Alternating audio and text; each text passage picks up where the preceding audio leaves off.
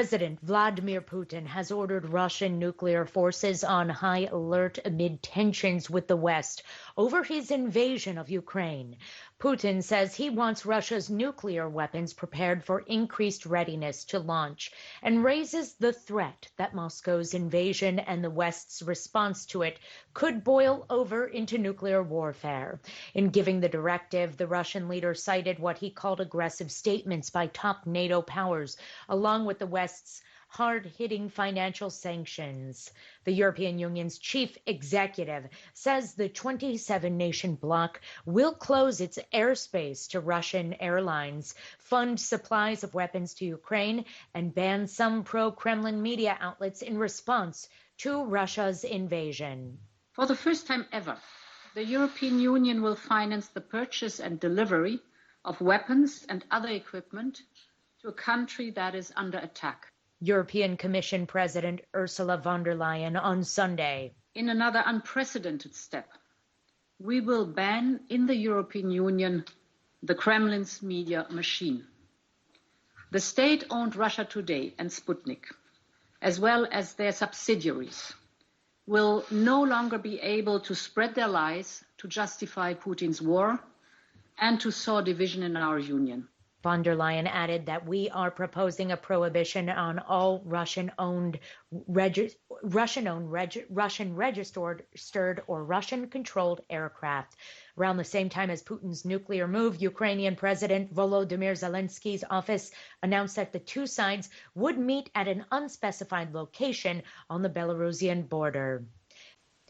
Russian protesters took to the streets on day 4 of nationwide anti-war demonstrations.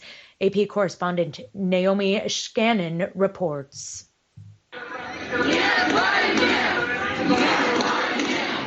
Across Russia, anti-war activists continue to protest the invasion of Ukraine. That came after President Vladimir Putin ordered Russian nuclear deterrent to be put on high alert.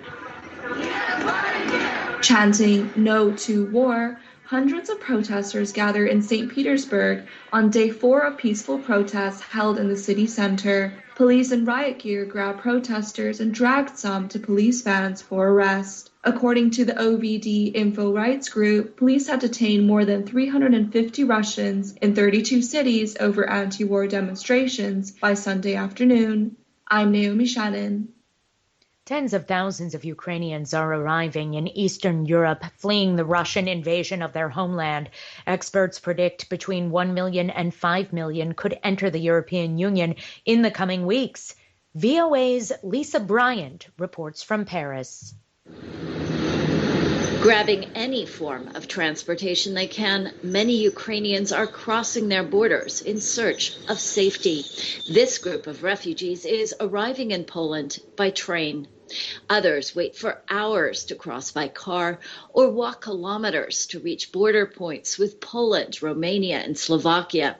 Ukrainian men aged between 18 and 60 are not allowed to leave. They are supposed to be defending their homeland. We have with all the frontline member states now explicit contingency plans to welcome and host immediately those refugees from Ukraine. European Commission President Ursula von der Leyen has outlined European Union plans to support Ukrainian refugees and those internally displaced by the conflict through its humanitarian aid office, known as ECHO. While the EU hopes there will be as few Ukrainians seeking asylum as possible, she said, Europe is prepared to welcome them.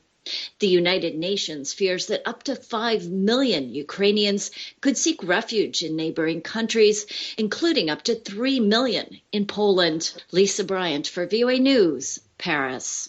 Nepal's parliament on Sunday approved a contentious $500 million aid grant from the United States, despite protests both inside the legislature and on the streets. For several days, protesters have violently clashed with police.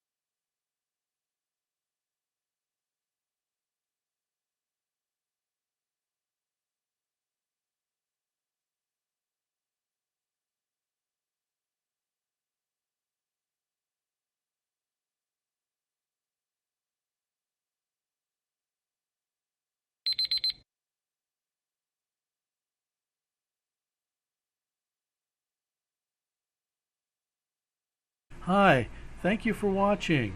I hope the videos are useful for you. Please subscribe to my channel using the button below.